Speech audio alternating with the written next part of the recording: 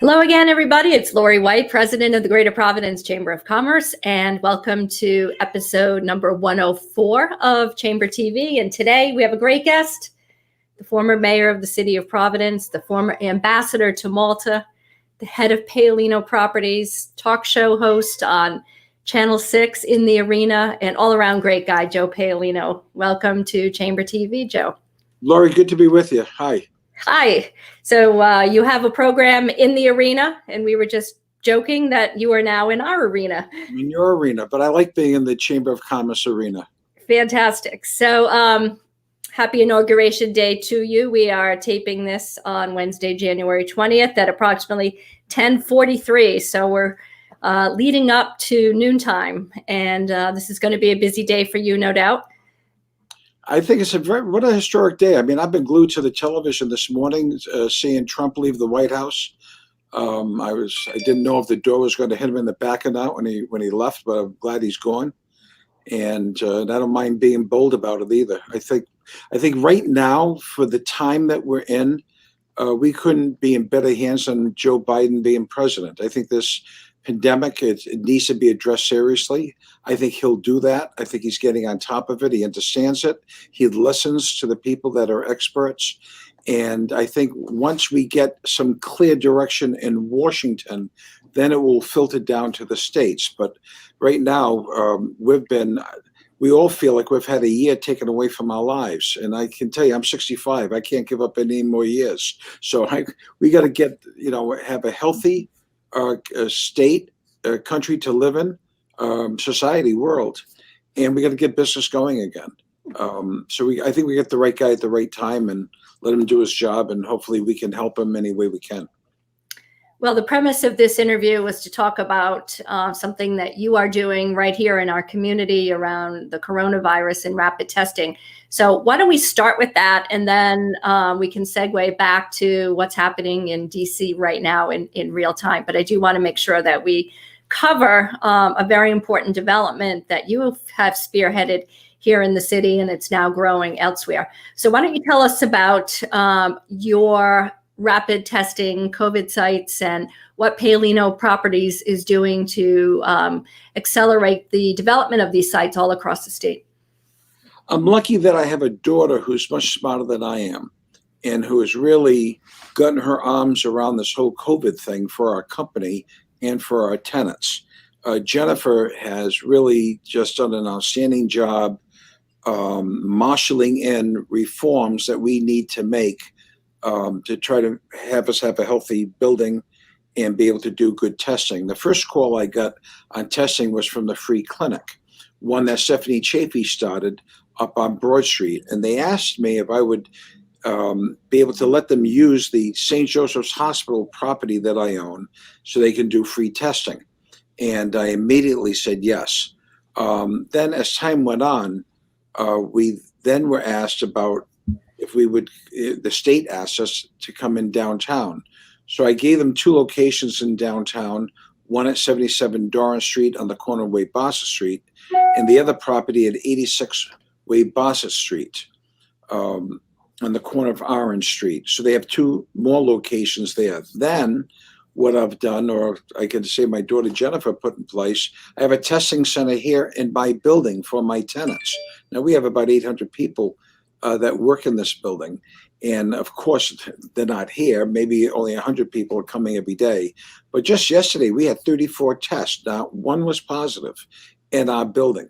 So I hope more when the tenants are coming in, I want them to feel safe. And our security guards have been trained to give them the test. We've done the Barrington Shopping Center. During this pandemic, I lost Joseph A. Banks as a tenant. They went bankrupt and the space was vacant. And so then the state asked me, did I have any locations in Barrington, the town manager, and some of the town council people asked me, and we provided that for them. And now we've also set up another location in Newport at the Brown and Howard Marina. We're using the dock office for the marina, and that's going to be a testing site also.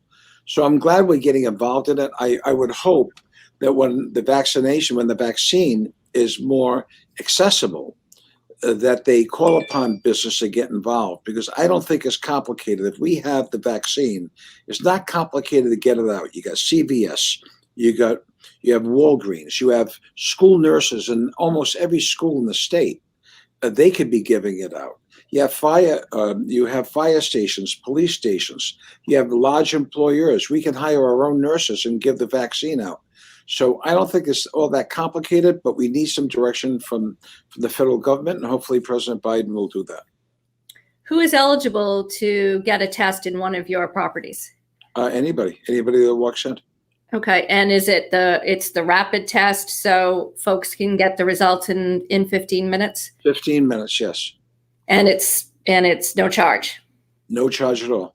Okay, so employers could, in fact, tell each of their employees to go over to one of your buildings and take advantage of this service. Absolutely. And I got to say that the guys or the people, the men and women that have been working at the convention center and the civic center, Larry Lepore and his whole team over there, have really done an outstanding job for business. I think all businesses need to recognize that there are resources out there that are free, and we can go out and get this testing done. And now also at the CIC complex on Dyer Street, they do have the PCR test, which I took one the other day because I was out of state. And I had 2 tests within like an hour. One was over there, the PCR. Then in my building, I did it again with the 15-minute test. So far, knock on wood, I've been negative. Well, I was going to ask you about that. I've had one COVID test, and it was at the CIC complex on Dyer Street, and it was the PCR test, and I was negative. So I'm wondering about your thoughts on the differences in the test. Are there any meaningful differences relative to the sensitivity? I don't know about the science, about the difference in the science. That's above my pay grade. In regards to the PCR versus a 15-minute one, I mean, every test I've taken, I've put the thing up my nose myself. So to me, it's the same, either one. In regards to how I feel. Yeah. So how many folks have gone through your testing regime as of this point in time? I don't know the numbers on that. I only know what my building that yesterday was 34 people, and I'm going to be checking every day now to see how many people are using that, because I need to get people back to work in my building. I need, and so we got to. The governor's been doing a great job trying to tackle the problem. We got to get the numbers down, and we got to be able to go hopefully into a next phase so that people come back to work. I've had some people work remotely. I personally have not. I'm not a remote kind of guy. I'm hands-on, and when I want somebody, I want to be able to get them. But in my office, everybody's got a private office now. And I'm trying to give the people that work for me the safety that they need, and if I can make that possible for them, I'm going to do that. You also have set up other protocols within your building on Westminster Street around UV detection and the like. What else are you doing in your building?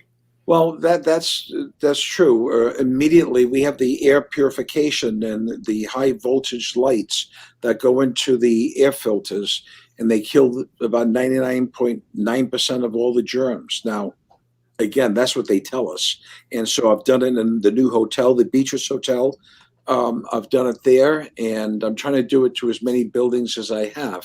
Again, I want my tenants and I want my employees and the people that work there all to feel safe. And so we're trying to do it to all our buildings. It's expensive, though, I'll tell you that. I mean, this thing has cost us a lot of money. I mean, we haven't been skating. I mean, I'm lucky that my office tenants have been paying their rent. But when it comes to shopping centers, we've lost Joseph Banks, we've lost fitness centers. You have Ann Taylor went bankrupt, and then they want to renegotiate in order to stay open. And my parking lots are all empty. And that's taken a big bite. We've taken a real big hit on that. And when I drive downtown in the morning, and leave at night, I can just see, nobody's going to work in any building because the parking lots are empty. Mm-hmm. Yeah, I was going to ask you about that. Certainly when I go downtown and look around, it's a tableau that looks vastly different than what it did a year ago. So what are your thoughts about that when you, in fact, drive home and you look around? What do you say to yourself in terms of this being a very surreal moment in time? You know, again, I said it earlier, I'm 65. A year has been taken away from me, and I don't want to give up any more years. We need the vaccine. It's the vaccine, and we have to get it. Put shots in people's arms. President Biden has stated he wants to give 100 million shots in 100 days. So I think that is critical. If people get the vaccine, they're going to feel safer. But over 400,000 people in America have died because of this virus, and the numbers keep going up. So we have to try to see it trend down. And again, I need people to come back to work. We can't close up our community, but we have to be safe. So we're straddling the fence through this process. As I've said before, we're building an airplane while we're flying it. What are your thoughts about the work from home movement in general? A lot of people say, well, we're not working from home, we're really living at work. Yeah. How do you think this is going to translate for office usage downstream? Well, I have a few thoughts on that. A friend of mine who retired recently was home for a week. This is before the pandemic. He was home for a week, and at the end of the week, his wife said to him, she said, you know, I married you for better or worse, but not for lunch every day. And people need to get out. And I want people to be able to come to the office place. I don't want people working in their houses. We're going to we did microlofts a few years ago at the Case Mead building, and it's been successful. There's another building behind it, the Studley building, and my sister Donna and I are going to do housing there, but we're going to make it workforce housing so people can work in their apartment if they need to, and we're trying to prepare if there's problems like this in the future. But I'm concerned about tenants, and one of the things that I wish I would see from the state, I wish I'd see it from the business community, I wish I'd just see it in general, is there's so many companies in Rhode Island that have offices in Boston or New York or in other areas, and it's so much cheaper for them if they did a consolidation to bring those offices from Boston and have them in Providence and get people working. So if people are going to shrink up any space, shrinking in Providence isn't the way to go. They should be shrinking in other areas because it's going to be more affordable in Providence.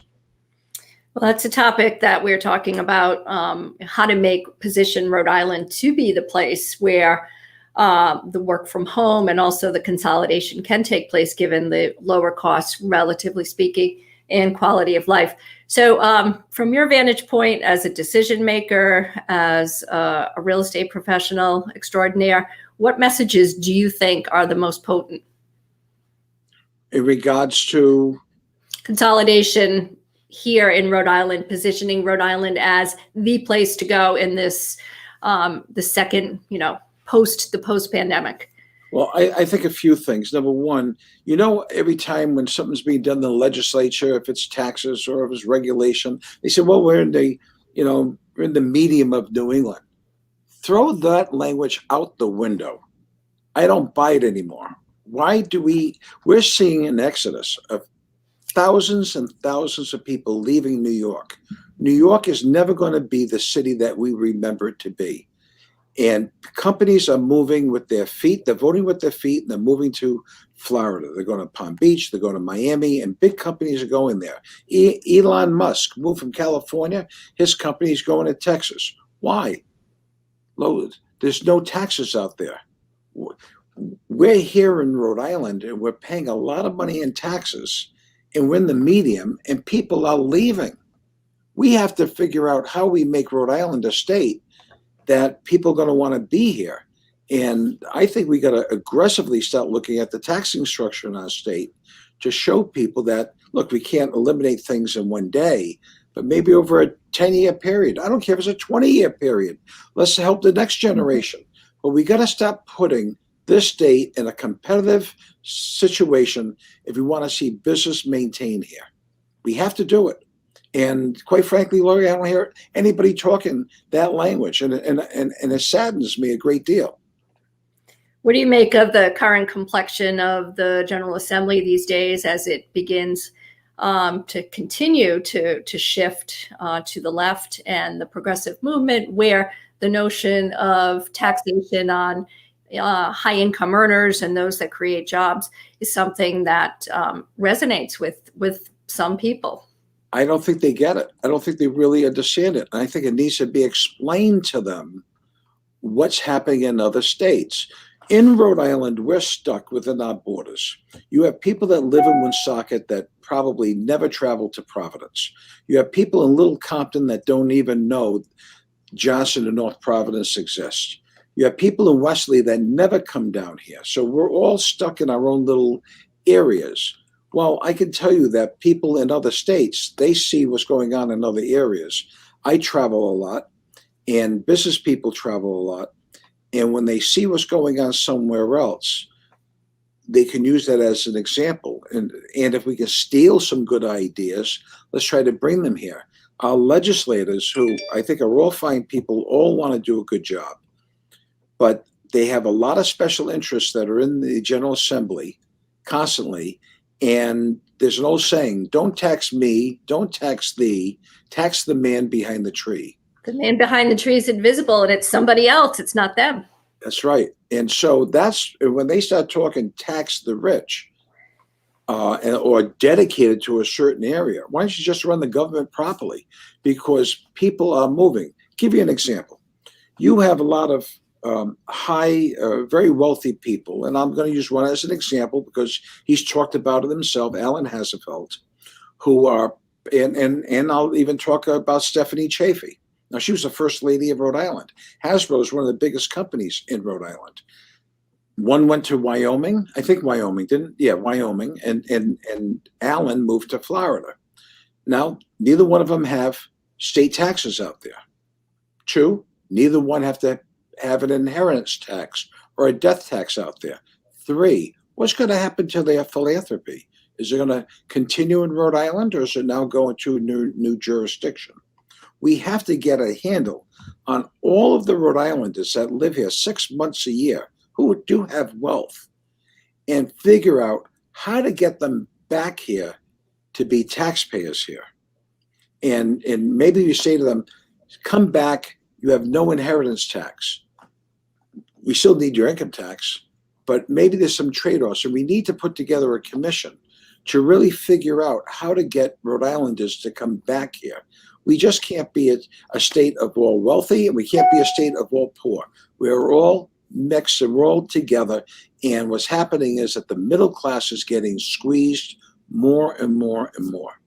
So I think we start needing to look at some big issues and some big ideas. If we keep on going around the corner trying to be a surgeon, we're not going to get anywhere. So I want to see something big happen. Well, you always have talked big ideas and big ambitions, and certainly you have delivered on many fronts. So let me ask you this. Are your days in political office over? Well, I seriously have been looking at the potential of running for governor. But I think with Governor Raimondo leaving now, and with Lieutenant Governor McKee getting, who's going to be our next governor for the next 2 years, I'm not the kind of guy that wants to sit on the sidelines and hope the guy fails. I want to see him succeed. And if I can help him succeed, I want to try to do that. A lot of Dan McKee's thoughts and of small business and charter schools are issues that I care about. And I think there's some common ground of the type of voter that I have that he has. So I'm putting a pause on gubernatorial stuff right now. I want to see him become successful. He's going to be my governor. And look, I was born here. I'm going to die here. I'm not going to go into a no tax state like Florida. I have a residence there if I want, but I'm not going to do that. I'm here in Rhode Island, but I want our Rhode Island elected officials to start understanding that people can vote with their feet and they can leave. So a lot of these reasons, I mean, when I see my Providence school system being taken over by the state, it aggravates me. when I see companies, I mean, we're a small state. Why can't we get high-speed rail here between Boston and Providence? Why can't that happen? I was talking to some people the other day. We were on a Zoom call last week, and they're talking about how they're going to have true high-speed rail, 300 miles an hour. It's going to take 1 hour to go from Washington, D.C. to New York. Why can't we do that here?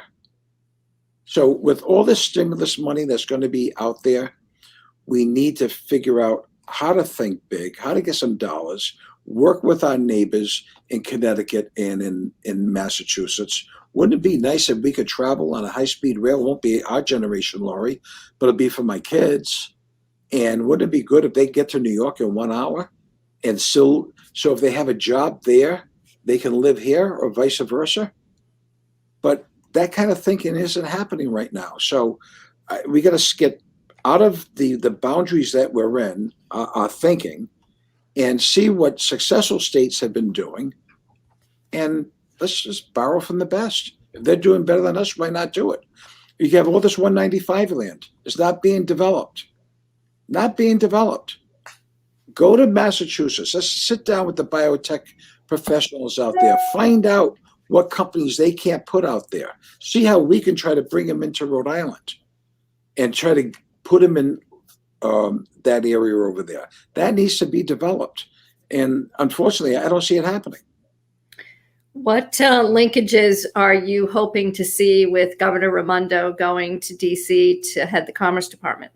Well, I got to tell you, I'm tickled pink that she got offered this position. I think it's great. She's super smart, and she's got great enthusiasm, and she has done some great things here in Rhode Island. So with her being Secretary of Commerce, you know, a lot of people think, oh, isn't this wonderful? Well, how wonderful. Her pay isn't going to be that great. She's going to probably have to maintain 2 homes. You got schools for kids. It's going to be challenging for her to do this on a personal basis. On a career path, she can help steer money to Rhode Island. If it's transportation, she gets friendly with Buttigieg and figures out the transportation budget on the infrastructure. She's going to work with the Congress and with Senators Reid and White House and Congressman Cicilline and Langevin, and figure out what dollars can be pumped into Rhode Island of projects that she's been involved in the past. So I think all of that's really good stuff and can only help us, can't hurt. Yeah, I think that's what she will be presenting as her mantra when she goes to DC. I did have an opportunity to talk with her last week, one-on-one, and although she couldn't talk about anything forward-looking, pending a gag order on it. That's what when you have to go in front of Senate confirmation. They did that with me years ago when I got appointed as ambassador. I couldn't talk to the press about it. I couldn't even give them my name. Yeah, well, she was enthusiastic about the new role and what it could do to deliver to Rhode Island. And she said, Rhode Island will always be at the top of my list. So between that and then Marty Walsh from Boston being Department of Labor, and Jack Reed as chair or committee, you know, rising to the House of Conservatives. So New England is very well positioned, probably more well positioned than we have been in a very long time. That's right. But we have to look at our taxing policy. We have to look at the regulations that we have in front of us. We have to, you talked about the progressive movement before. The passion that they have is incredible. But they feel that they got to hurt one segment of society sometimes. I'm not saying everybody, but sometimes you have to hurt a segment of society in order for them to be happy. And it's important that we communicate.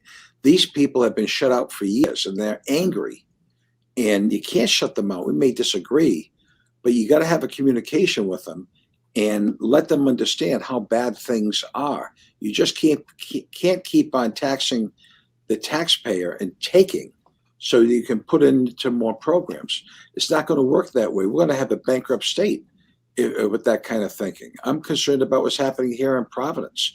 They regulation after regulation. This city never had that kind of stuff before. And it's getting very difficult to do business here. I'm seeing it from my side of the fence today.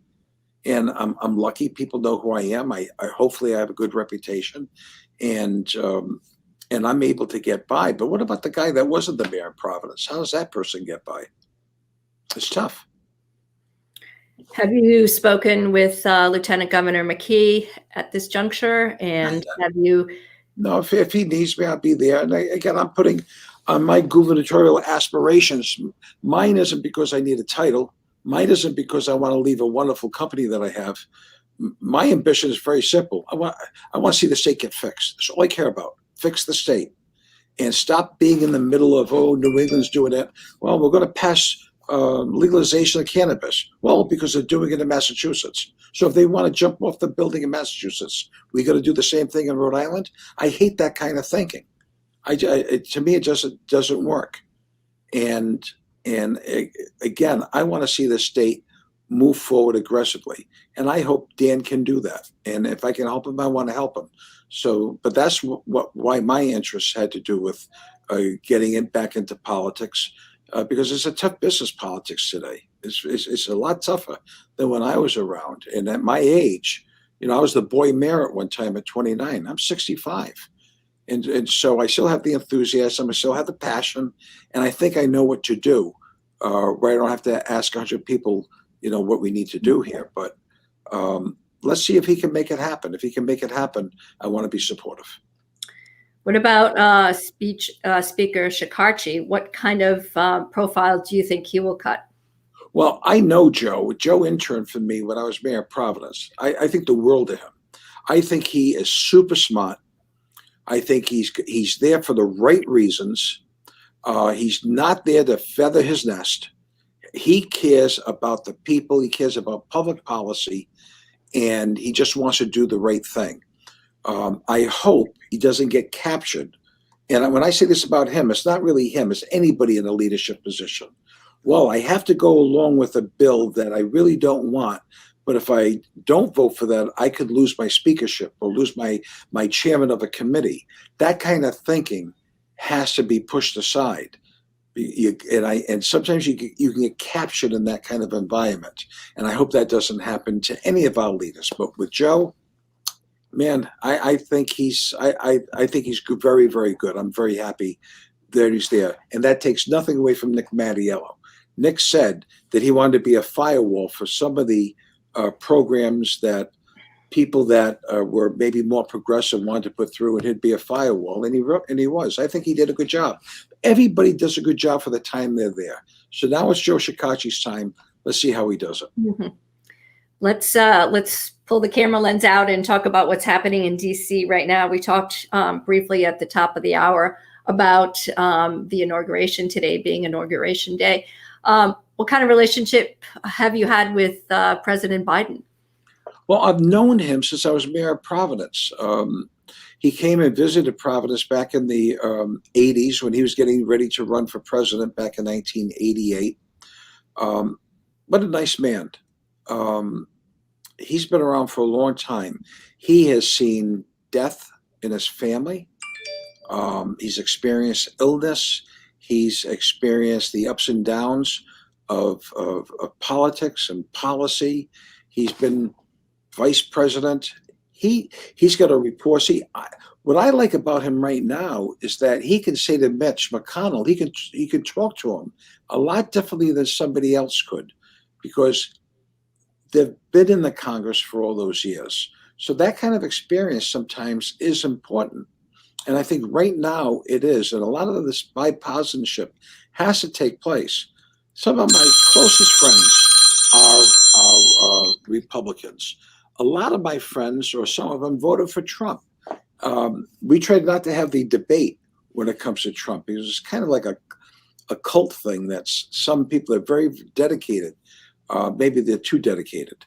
And I think that brand of Trump got damaged greatly on January 6th when he had all those crazies attack the Capitol. I mean, this happening in the United States of America, that had to happen, and that had to be directed by the White House, by the President of the United States. Mark me absent. It's not right, and I think he's going to have to pay for it. I think you're going to see the Senate convict him. I don't know if he'll get the 2/3 votes, but if he just gets 51 votes or more, President Trump loses his pension. I think he loses his Secret Service. I think he loses all the perks that go with a former president. I think go away, and it's too bad. And it's too bad because he did some things that were good, but he really hurt himself, and he hurt this country. President Biden visited Rhode Island, I don't know, half a dozen years ago, I want to say. He was in town as the guest of Governor Raimondo to talk about the importance of infrastructure building. And he had a very substantial, rally and press conference at one of the DOT depots off of Route 195. So I remember being there with other organizations that supported the new way of building out our roads. So have you spoken to President Biden lately? He's certainly not a stranger to Rhode Island, as you point out, has visited here many times, and particularly during the time when you were mayor. No, I have not talked to him. I've talked maybe to a couple of his people, but the best ambassadors for us to help us here in Rhode Island is going to be Gina Raimondo, Sheldon Whitehouse, Jack Reed, David, and Jimmy Langevin. They are going to be all over this stuff. I was talking to Cicilline the other day, and he said, I didn't think this way before. He said, but Biden was the right guy at the right time because he understands all this stuff, and he's got the relationships with a lot of people in the Senate. And that one thing about senators, they're more bipartisan than congressional people are. So we need bipartisanship. We can't do it on our own. I don't like votes when all the Democrats vote one way and the Republicans vote the other way. You got to bring everybody together. And I think it's really important to try to find that happy medium. In the remaining few minutes that we have, Joe, I do want to talk about a project that you mentioned a few minutes ago, and that's the Beatrice Hotel in memory of your departed mother, Beatrice, God rest her soul. Tell us a little bit about the hotel and how it's coming along and what you see as its future in the downtown area and on the landscape. It's just about complete. I mean, they were just doing punch list now. All the furniture's in, all the beds are made. The place looks absolutely gorgeous. But, Laurie, I can't open it up now. How can I open it? Nobody's traveling. Nobody's coming to Providence. And so what I'm working on now, I think we have a great out-of-state restaurant that's going to come in, a restaurant that's well-known. I can't announce it right now. But they've been here a number of times. We've signed a memorandum of agreement. Mm-hmm. And I think maybe June, fingers crossed, we can open up a new restaurant in the hotel at the same time. But we got to see what's happening with this economy. It's 47 rooms. It's probably, I think, and I'm a little biased, I think they're the nicest hotel rooms in Providence. Without a question. And someday, if you want to come over, I'll give you a tour and show you what they are. But they're really, really going to be special. And then we're going to start this project of the Studley building and do apartments over there. And then I think, maybe we're done for a while. Well, we like to break. We have an empty Superman building for 7 years. That building has to be vacant. Wrong. It's terrible. And again, I think the business community hasn't spoken up enough. I don't think City Hall has done enough on it. The building, they should take it over by eminent domain, quite frankly. And because I don't think the building owner has been a good citizen to this state. And it's hard for me to say that because I like him as a person. But, I got to push personal feelings aside. That building is a symbol of political and business failure by all our leaders. To keep that building 400,000 square feet vacant for 7 years, it's wrong. And somebody's good. Let me ask you a question. If Bruce Sutherland was around or Buddy Sassy was around, do you think that building would be vacant for 7 years? I don't think so. Well, it would certainly be a challenge for them that they would refuse to quell. Let's just put it that way. But it is a different time. And, you think about it. If what can Gina Raimondo do now that she's in DC as Commerce Secretary? What additional resources might she be able to bring to bear on this, blight on our skyline for sure? Maybe some extra stimulus money could be put in place. I've had some very good conversations. And by the way, I have no personal interest in it. I have no ownership of it. I don't want to own it. But I care about it. It's right next door to my building, Mhm. and it devalues everything around it. I've had some good discussions with Senator Whitehouse, and he's trying to figure out a way about if there's an infrastructure bill, how that can be targeted. And years ago, when the Biltmore was vacant, you had Bruce Sumlin, you had G. William Miller, who's the head of Textron, later on became Treasury Secretary and the chairman of the Fed. You had captains of industry throughout Providence, 5, 6 people, all had their companies buy the Biltmore and fix it up. I'll tell you right now, I'd do that. I'd be one of 10 people, one of 15 people, and put some money up. I don't want to do the project, and I don't really want to put it in that building. But if we had to do it, I would do it because it's the right thing to do for the city. Have you said that before out loud? Yes. Yes, but this doesn't seem, there's like the second, third, or fourth person that wants to put money in it. Well, some observers say, okay, well, Joe is going to swoop in at the 11th hour and 59th minute when the timing is absolutely perfect for Switzer to cave, if you will. No, Is that a viable strategy? No. I mean, I would only do it if a bunch of people were involved and it was a community effort. Otherwise, I'm not interested in owning the building. I'll tell you what we have to do here in Providence and in our state. We have to look at where the economy is. And I think it's critical that we get the 195 land, get biotech coming in here, life sciences. Let's talk to the people in Boston. They're overbuilt out there. Let's talk to some of the contractors that are in Boston. They don't care where they build as long as they're making money, and see how we can try to get some assistance here in Rhode Island, number one. Number two, Allen's Avenue. Does it really have to be the first thing people see when they drive on 95, scrap metal yards all over the place? That should all be taken over by eminent domain, and that waterfront land, they should join it with 195 land and really put together a good plan. The third thing is that besides our hospitals being so important in our economy, so are the universities. And what's made Boston great is all the universities in Boston that have made that city what it is today. We have RISD, we have Brown University, we have URI, Johnson & Wales, Providence College, Bryant. Make downtown their home. Let them take over that building. Let's see how we can try to help them. Let them put either graduate students there or some classrooms. Look, they took over the Narragansett Electric building and they made it into a nursing school, and they have Rhode Island College, and they have a URI, and they have Brown, all involved in it. You mean to tell me that we can't direct some of that kind of effort and try to do the Superman building? I think you can. Let's use some of the resources we have and try to marry them with some of the problems that we have. That's how you get this kind of stuff done.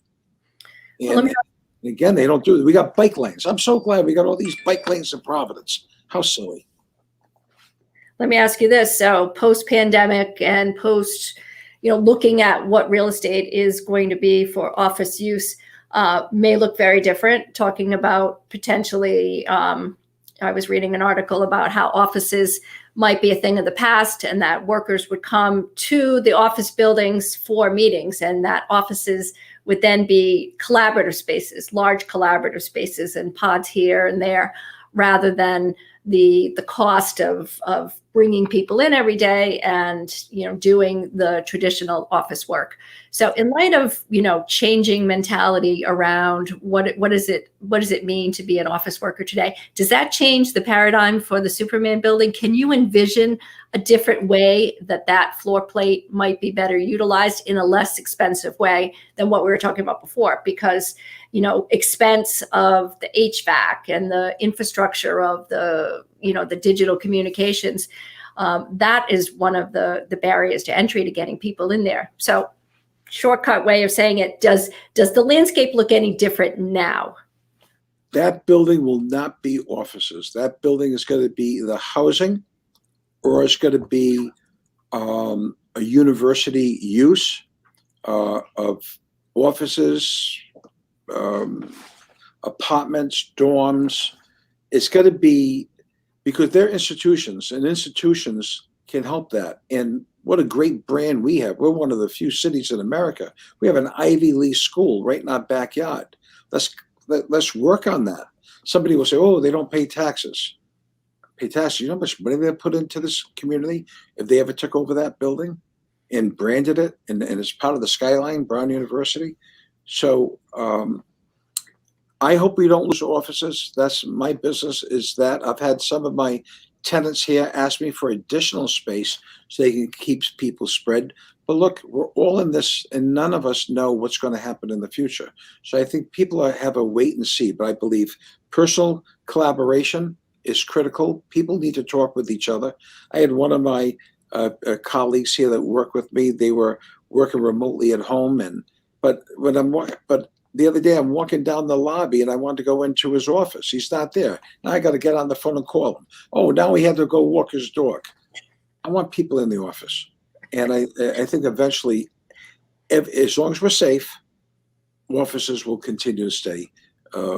Will be there. But in Providence, we're lucky if we get a new building built every 10 years or 15 years. It doesn't have, we're not an office market. We never have been, but we have to maintain what we have today. And we have to complement or try to utilize who's looking for space. And that's life sciences, biotech, wet lab space, and universities. And I think that's where we need to really reach out.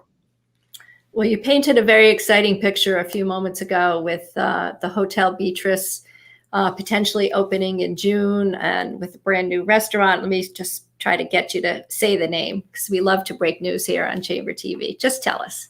I'll tell you off the air, but I can't do it now because I tried to do it the other day, and they want their public relations people to be involved. So I don't want to hurt them. Okay. Well, I hate to know things that I can't share, so you don't have to do that. Okay. But I would keep it a secret. You know that.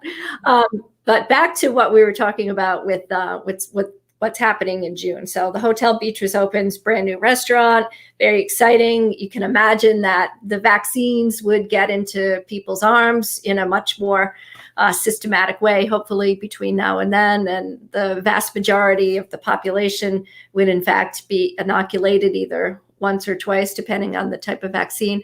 There may be other vaccines. There could be, some buoyancy in the air with people just, coming out, and the springtime in the city taking on a whole different, feeling and, set of emotions of, a cathartic moment where we're all coming out of our houses and, reuniting with one another. I'm kind of getting the chills just thinking about, what the spring could look like in the city.